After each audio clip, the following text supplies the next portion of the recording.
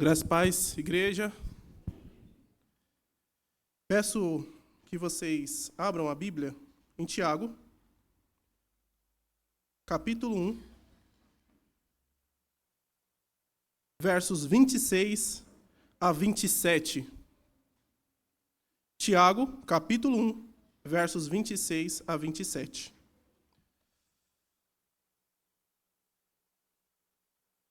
Diz assim a palavra do nosso Deus.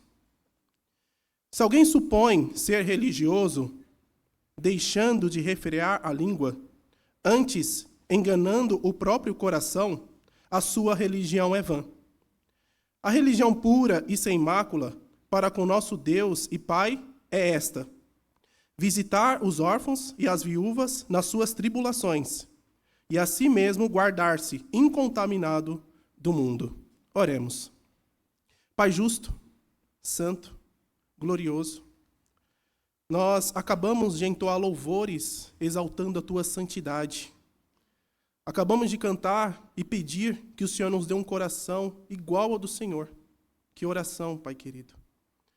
Neste momento, pedimos iluminação do Espírito Santo para compreender essa palavra. Além disso, pedimos que, pelo teu Espírito, essa palavra produza frutos e frutos permanentes. Que o Senhor seja conosco nesse momento. Em nome de Jesus. Amém. Irmãos, se vocês perguntassem ao seu vizinho, ao seu colega de trabalho, ao colega da faculdade, e fizessem a seguinte pergunta: você é uma pessoa religiosa? Eu creio, claro, que depende muito do lugar onde você vai, de onde virá essa resposta. Mas normalmente algumas pessoas dirão que sim. A questão aqui não é ser cristão. A questão aqui não é ser judeu, católico, espírita. A pergunta é se a pessoa é religiosa. Normalmente, creio eu, que a maioria dirá que sim. Mas também tem aqueles que dizem que não. Dizem, não sou religioso de nada. Entretanto, irmãos, segundo a palavra do nosso Deus, todas as pessoas, pode ser o mais ateu do mundo, ele é religioso. Todas as pessoas. Sabe por quê? Porque o homem foi criado à imagem e semelhança de Deus. E uma das qualidades, uma das coisas de ser imagem e semelhança de Deus, é que o homem foi criado para adorar alguma coisa. O homem foi criado para adorar a Deus. Como ele pecou, ele não deixou de adorar. Ele deixou de adorar a Deus, mas ele não deixou de adorar. Aí você fala, Samuel, conheço ateu que não tem nenhuma religião. E o dinheiro não é uma religião? Ele não gasta toda a energia dele para poder ter bens? Aquela pessoa que trabalha de domingo a domingo para ter bens. Por quê? Porque ela confia que, tendo muito dinheiro, ela pode confiar que ela vai ter uma saúde melhor. Ela vai ter melhor segurança. Por quê? Porque o coração dela, a proteção, a confiança está no dinheiro. Isso, irmãos, é uma religião. Não tem um templo, mas você tem todos os aspectos religiosos ali. Então a questão não é se a pessoa é religiosa ou não. A questão é: qual religião é verdadeira? Somos todos religiosos, é fato. Mas existe uma religião que é verdadeira e o resto. E é sobre isso, irmãos, que eu quero expor hoje com vocês em Tiago. Entretanto, antes de entrar nesse assunto propriamente dito, vamos contextualizar. No sermão passado, como nós estamos seguindo uma série, Tiago vai exortar os irmãos a que, diante da palavra, eles não apenas ouvissem, mas também praticassem. Porque qual era a prática dos judeus naquela época? Eles ouviam a palavra do Senhor, gostavam de ouvir a palavra e pronto. Então, dar-me um coração igual ao teu para amar o próximo, nossa, que lindo. É muito lindo, é maravilhoso. Aí, assim que saía, já estava fazendo o oposto. Por quê? Porque o importante não era praticar, era ouvir. Isso era importante. E Tiago vai falar, não, uma pessoa que experimentou o novo nascimento, ela não só ouve, mas ela pratica a palavra de Deus. E Tiago, partindo disso, ele vai dar 3 exemplos práticos de pessoas que ouviam a palavra, mas não colocavam em prática. E um dos exemplos que nós vamos trabalhar é o que está no verso 26 e 27. E para contexto, alguns cristãos que se julgavam cristãos, eles não eram de verdade.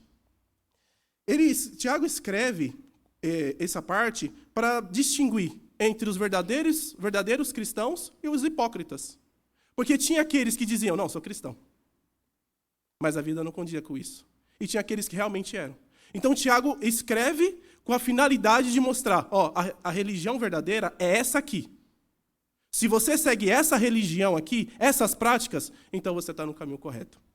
Então, dito isso, o tema da nossa mensagem hoje é as marcas da verdadeira religião.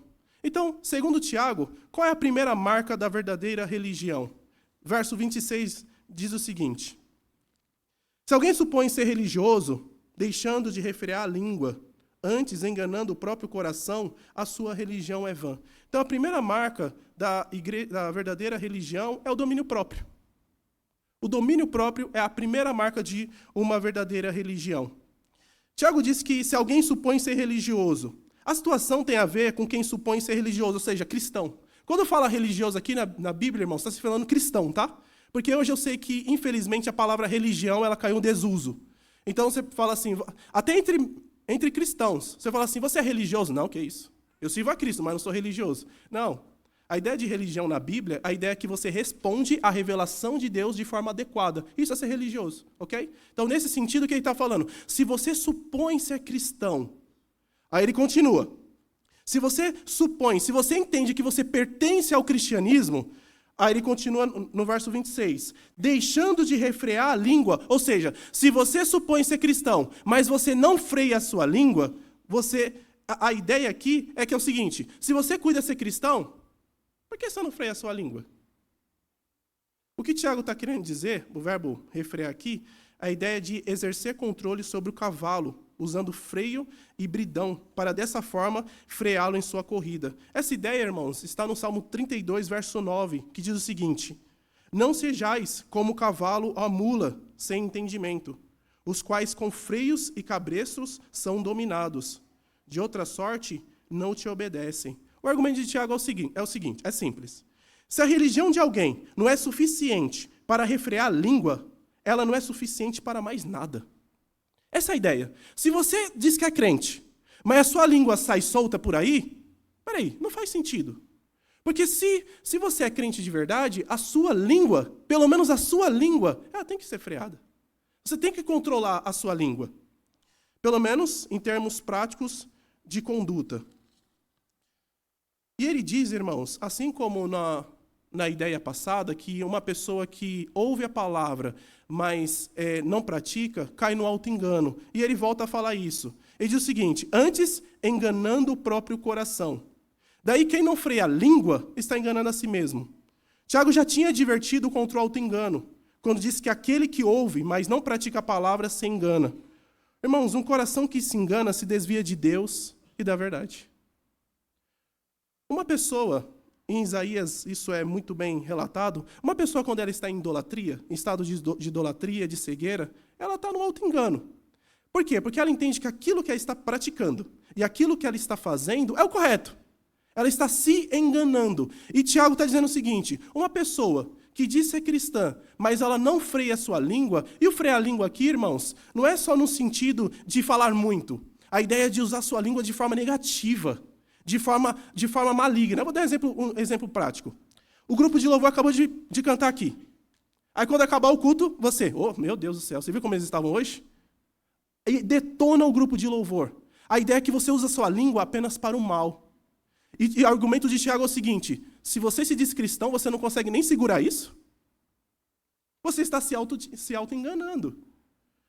Porque o coração, irmãos, eu vou dizer uma coisa, o coração é algo enganoso.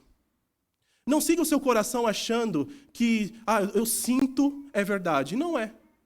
Muitas vezes nós sentimos alguma coisa e achamos que aquilo é verdade, nos baseando apenas no nosso coração.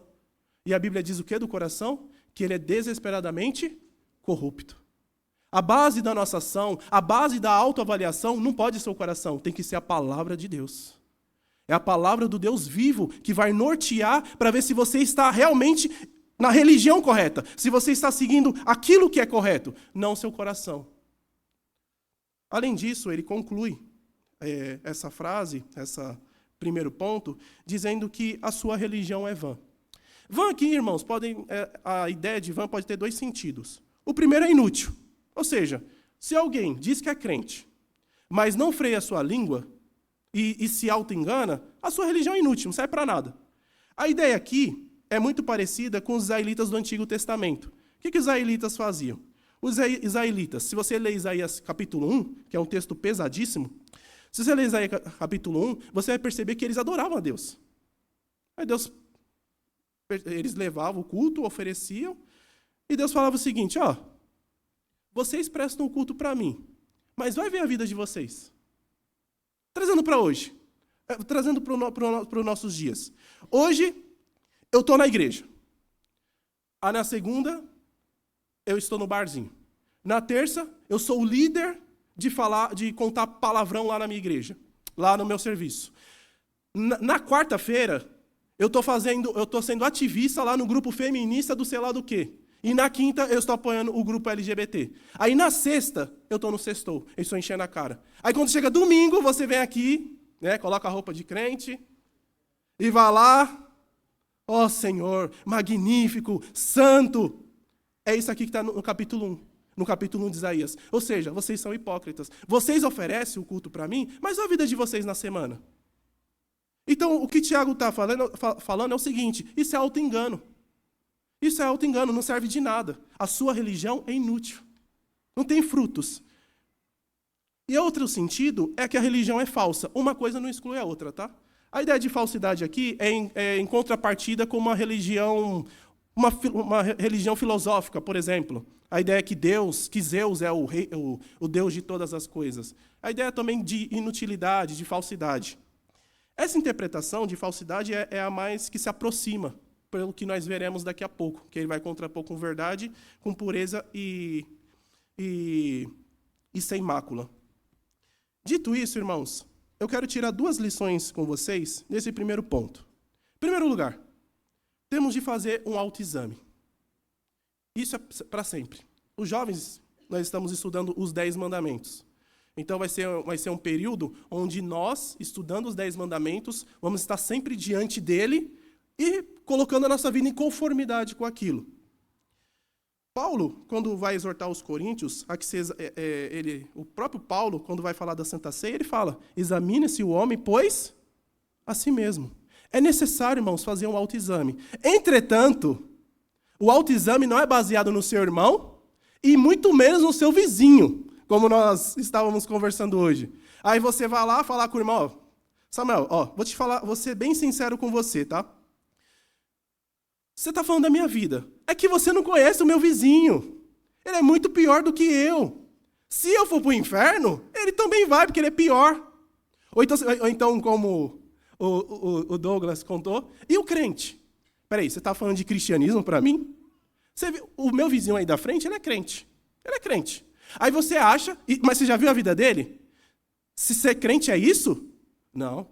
A nossa autoavaliação, o nosso autoexame tem como base o que, irmãos? A palavra de Deus.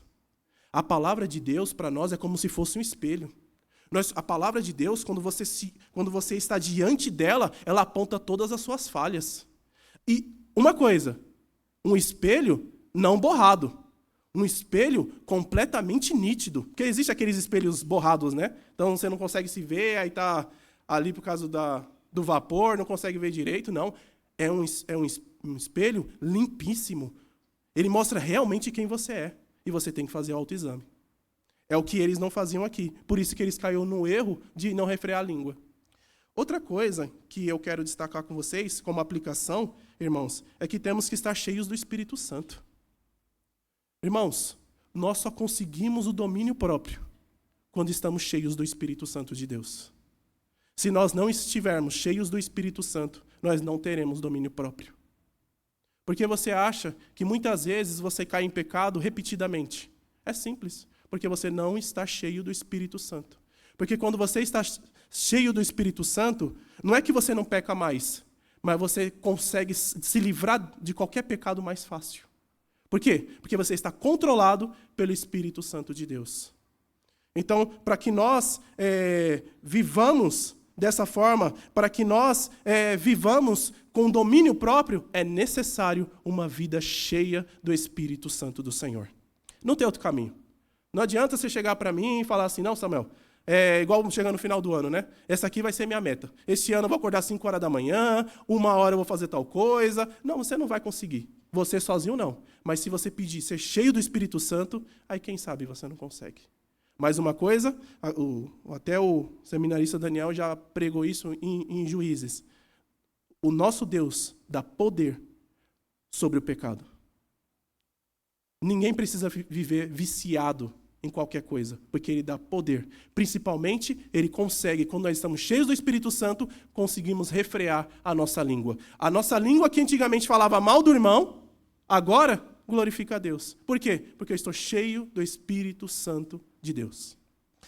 O segundo ponto, irmãos, a segunda marca da religião verdadeira, está no verso 27, que diz o seguinte: a religião pura e sem mácula para com nosso Deus e Pai é esta: visitar os órfãos e as viúvas nas suas tribulações.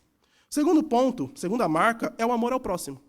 Se a primeira marca da religião verdadeira é o autodomínio, é o domínio próprio, o segundo é o amor ao próximo. Antes de nós entrarmos no amor propriamente dito, vamos entender essa ideia de religião pura e sem mácula diante de Deus.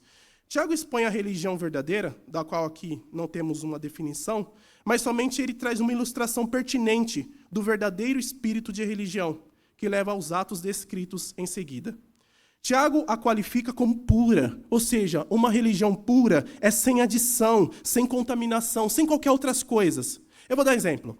O cristianismo, claro que é a religião verdadeira, porque foi revelado pelo próprio Deus, quando ele é puro e sem qualquer contaminação, ele é simples.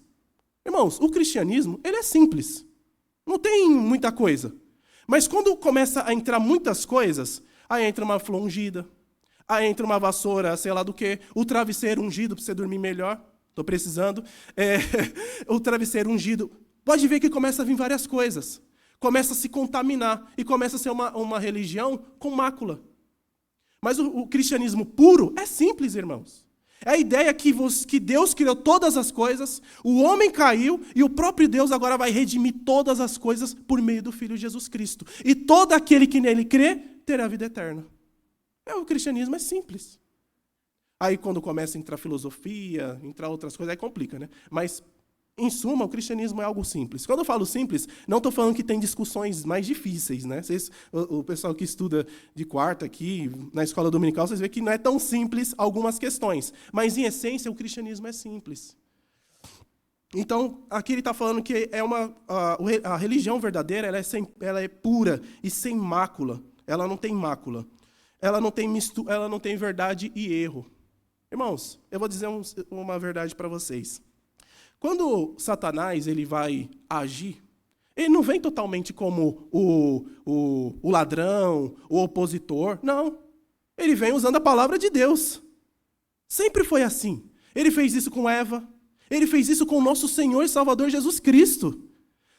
Uma religião falsa não vai ser aquela, tirando a religião satanista, tá? Que realmente eles falam, adoro o Satã. Aí você já sabe que está cheio de erro, tá? Mas eu estou falando daquelas que têm aparência de piedade, de pureza. Mas lá no meio você encontra erros. Tem a ideia de coisa boa, né? Mas lá, na essência, está tudo errado. O cristianismo não. O cristianismo é a religião verdadeira, sem erro. E olha que interessante, ele fala que essa religião pura e sem mácula, ela é para nosso Deus e Pai. Mas quem avalia essa religião, segundo Tiago, não é o homem, mas sim o nosso Deus e Pai. Quem determina se uma religião é verdadeira? Sou eu? É o pastor João Marcos? É o reverendo Augusto Nicodemos? Não. Quem determina se a religião é verdadeira não somos nenhum de nós. É o próprio Deus. É Ele que determina se a religião é verdadeira ou não. E o interessante é que essa religião, irmãos, ela é para Ele e diante dEle. É o que eu acabei de falar aqui no começo. No domingo eu sou crente. Não, domingo é só louvor. Aí coloca lá só louvor. Mas sábado, de segunda a sexta? Não. Pergunta. Deus é onipresente, correto? Deus é onipresente. Está em todo lugar. Ou só está na igreja? Porque muitos entendem aqui que a religião é apenas algo de domingo e na igreja. Ou então quando está na reunião de oração, ou quando está aqui. E quando é reunião de oração é das 8 às 9, que é a parte religiosa. E o restante? Não é diante de Deus que você faz todas as coisas? Quando você está no serviço, é diante de quem que você está fazendo? É do seu chefe? Não, a Bíblia diz que é diante de Deus. Então a religião, o que Tiago está dizendo aqui, que ela não se limita apenas à esfera religiosa, mas a toda a sua vida. É toda a sua vida. Seja lá na faculdade, seja no serviço, seja onde você estiver. Onde você estiver, a sua vida é diante do Senhor. Uma vez ouvi um irmão dizendo o seguinte, ele foi sincero, tá? Ele falou o seguinte, tem coisas que eu quero falar dentro da igreja, mas como nós estamos aqui eu não vou falar, mas lá fora eu falo. Poxa, por quê? Não entendi. O que você vai falar lá fora, você tem que falar aqui também, não é? Por quê? Porque nós estamos diante de Deus. Não é uma vida profana na semana e uma vida santa no domingo. Não, a vida santa todos os dias. É o que o Tiago está tentando demonstrar. E ele diz o seguinte, ele diz que essa religião para com Deus, o próprio Deus aponta que ele tem 2 critérios. O primeiro critério aí, que é o meu segundo ponto, amor ao próximo. Visitar os órfãos e as viúvas nas suas tribulações. Irmãos, é que hoje já é mais difícil. Hoje a viúva tem a aposentadoria, né? O órfão já tem os orfanatos, tem todas essas coisas, graças a Deus. Louvado seja Deus por isso, mas antigamente não. Antigamente, tinha guerra, aí o Paulinho vai lá para a guerra. Aí vai lá e morre, infelizmente, né? Mas vai para a glória, Paulinho. Aí está lá a Berê. A Berê não tem nada. A Berê não tem quem a sustente. Ela não tem proteção. Então, o que a igreja fazia? A igreja cuidava dessas pessoas. Tinha até lista de viúvas. E o próprio Paulo fala que nessa lista não era para colocar as mais novas, porque as mais novas poderiam casar. Mas as mais antigas, as mais velhas, tinha que estar lá. Por quê? Para não cair, as mais novas, tá? As viúvas mais novas, elas tinham que se casar e também se inscrever para não cair na fofoca. Porque as mais novas poderiam ficar na esquina só fofocando. Ele fala, não coloque essas no rol das viúvas. Coloque as mais velhas. Essas, assim, é bom que se casem. Porque tinha a lista das viúvas. Então, a igreja sempre se preocupou com isso, irmãos. Tá? Então, Tiago escreve para as viúvas, porque, irmãos, tinha muita guerra naquela época. Não é como hoje. Lá tinha muita guerra e infelizmente, as viúvas, as mulheres, óbvio, ficavam viúvas, os filhos não tinham para onde ir. É um cenário muito triste. E o próprio Senhor Jesus, falando dos necessitados, ele fala isso em Mateus 25, do 34 ao 40. Ele vai dizer o seguinte, então dirá o rei ao que estiver à sua direita, vinde, benditos do meu Pai, entrai na posse do reino que vos está preparado desde a fundação do mundo. Por que, Jesus? Porque tive fome e me destes de comer. Tive sede e me destes de beber. Era forasteiro e me hospedastes. Estava nu e me vestistes. Enfermo e me visitastes. Preso e foste ver-me. Então perguntaram os justos, Senhor, quando foi que te vimos com fome e te demos de comer? Ou com sede e te demos de beber? E quando te vimos forasteiro e te hospedamos? Ou nu e te vestimos? E quando te vimos enfermo ou preso e te fomos visitar? Resposta. O rei, respondendo, lhes disse, em verdade vos afirmo que, sempre que o fizestes a um desses meus pequeninos irmãos, a mim o fizestes. Olha a base, irmãos. Olha o que Jesus está falando. Quando nós estamos ajudando uma pessoa, é como se estivesse ajudando ele mesmo. Olha a base. Então, e isso é como se fosse uma promessa. A ideia é que Deus vai abençoar aqueles que se preocupam com os necessitados. E aqui eu não só coloco os necessitados como um todo, mas eu coloco o amor ao próximo. Irmãos, não adianta de nada nós dizermos que somos religiosos, mas nós não nos preocupamos com o nosso irmão. Não adianta de nada, o próprio, se eu não me engano, João, vai dizer que não adianta de nada falar que ama a Deus, mas eu não amo o meu irmão que eu vejo. Como eu posso dizer que eu amo a Deus que não vejo, e amo a Deus que eu não vejo, e o irmão que vejo, esse eu não amo? Não faz sentido. O próprio Tiago depois vai falar sobre isso. E João fala que o nosso amor não seja por palavra, mas em atitudes. Se você está vendo um irmão necessitado, se você está em divergência com seu irmão, você tem que amá-lo e poder voltar a esse relacionamento. Devemos amar, irmãos, uns aos outros. A religião, como nós veremos daqui a pouco, ela não é teórica. Você não vem aqui para a escola dominical porque você acha bonito. Nossa, que Deus, você viu santidade?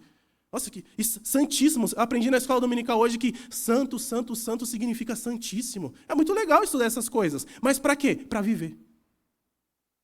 Nós estudamos tudo isso aqui, e aqui é pregado, nós nos esforçamos para pregar a palavra de Deus, não apenas para nós o adorarmos, mas para nós praticarmos.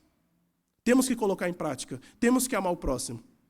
2 lições que eu quero tirar aqui desse segundo ponto. Em primeiro lugar, que devemos ajudar o próximo, mesmo aqueles que não podem oferecer nada a você. Infelizmente, irmãos, infelizmente, por causa do pecado do nosso coração, nós ajudamos visando um bem depois disso. Então eu vou ajudar vou criar 2 personagens aqui, tá? O João é o rico e o Pedro é o pobre.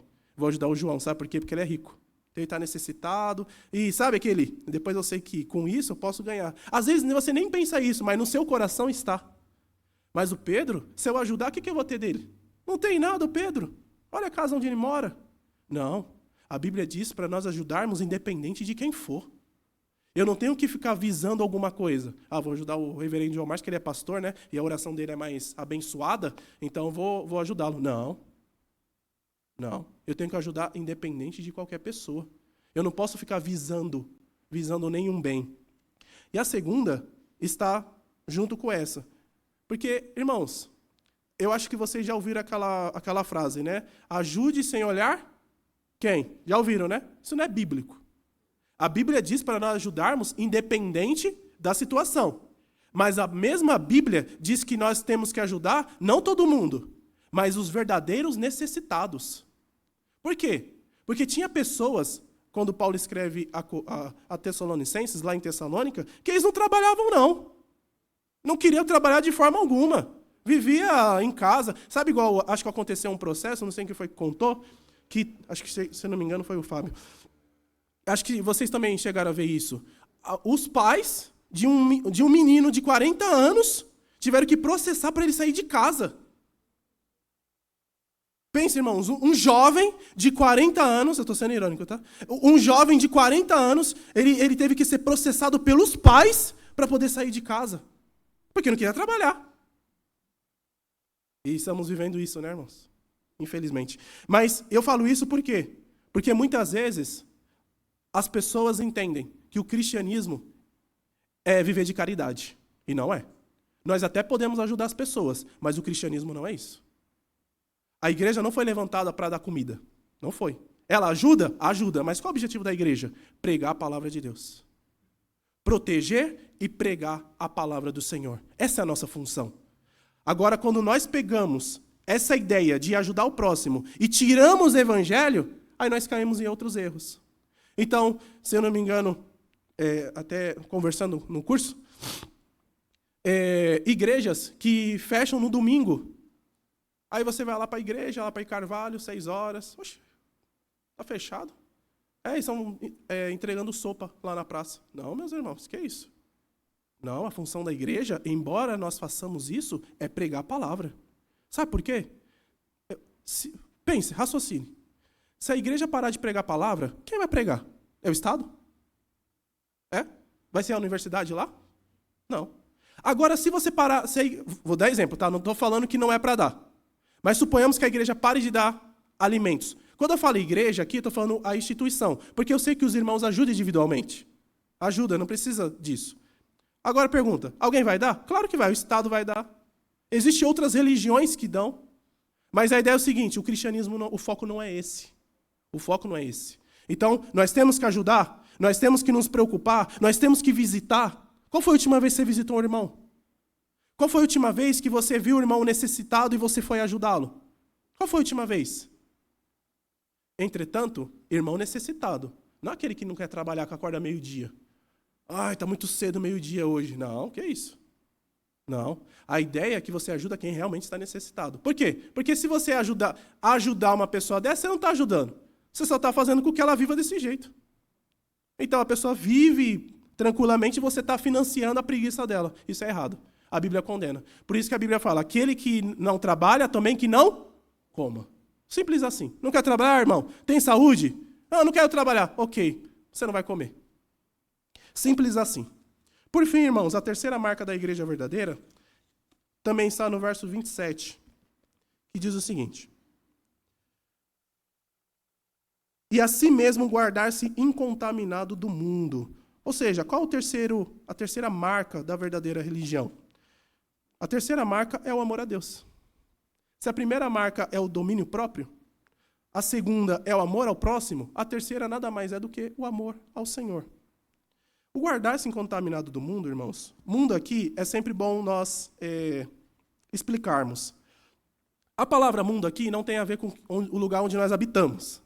Tá? Então a Bíblia está falando para não me contaminar com o mundo, ou seja, não sujar minha roupa, essas coisas. Não. Mundo aqui, irmãos, tem a ideia de uma oposição frontal diante de Deus. É o sistema mundano, é um sistema de crenças e práticas contra o Senhor. Então o Senhor está falando assim, não adulterarás. Aí fulano de tal vai falar o seguinte, irmãos não, né? O povo dele lá. Vocês podem ter quantas mulheres você quiser. Isso é mundanismo. Deus está falando assim, eu quero que vocês me adorem do jeito que eu quero, porque Deus estabeleceu isso. Deus exigiu a adoração e a forma, o conteúdo e a forma. Aí o outro vai dizer o seguinte, adore a Deus como você quiser. Isso é mundanismo. Ok? Então o mundanismo é todo movimento contra o Senhor. Se você quiser ver mundanismo de forma muito aberta, simples, assiste novela. Lá tem muito. Ali é todo, pega as crenças deles e analise de acordo com a Bíblia. Ali. Estou falando para você não assistir novela, tá? Mas também eu não acho uma prática muito edificante, não, tá? A não ser que você fale assim, opa, ela errou aqui. Aí tudo bem. Mas se a finalidade não é essa, é uma prática que não edifica. Mas ali está. Ali está. Mundanismo, na mídia. Está em vários lugares. Então, o que Tiago está dizendo é que a pessoa ela se guarda incontaminada desse mundanismo. Isso é amar a Deus. Irmãos, quem ama a Deus vive uma vida pura. Quer uma vida pura. Não quer uma vida misturada, cheia de erro. Irmãos, nós pecamos. Isso é fato. E quando nós pecamos, nós nos entristecemos. Isso também é fato. Mas agora você não querer viver uma vida pura só reflete que você não evidencia que você ama o Senhor. E outra coisa, que guardar-se incontaminado do mundo significa amar a Deus e rejeitar a contaminação moral que caracteriza a vida da humanidade caída. Irmãos, aqui, muitas pessoas entendem mundanismo apenas com um tipo de roupa. Então, aquela pessoa é mundana porque ela está com uma roupa curta. Pode ser. Mas existe outro tipo de mundanismo que eu quero que vocês prestem muita atenção. Que existe um mundanismo no sentido das ideias. Você não pode ser mundano na sua vestimenta, mas você pode ser mundano no que você pensa. Crente que apoia a ideologia de gênero? Como assim? Crente que apoia o marxismo? Como assim? Crente que apoia o relativismo intelectual? Não, irmão, não existe verdade absoluta, a vida é minha, eu faço do que eu quiser. É crente isso? Não, irmãos. Crente que pega qualquer ideia que é contra o cristianismo e aceita como se fosse normal. Isso é mundanismo.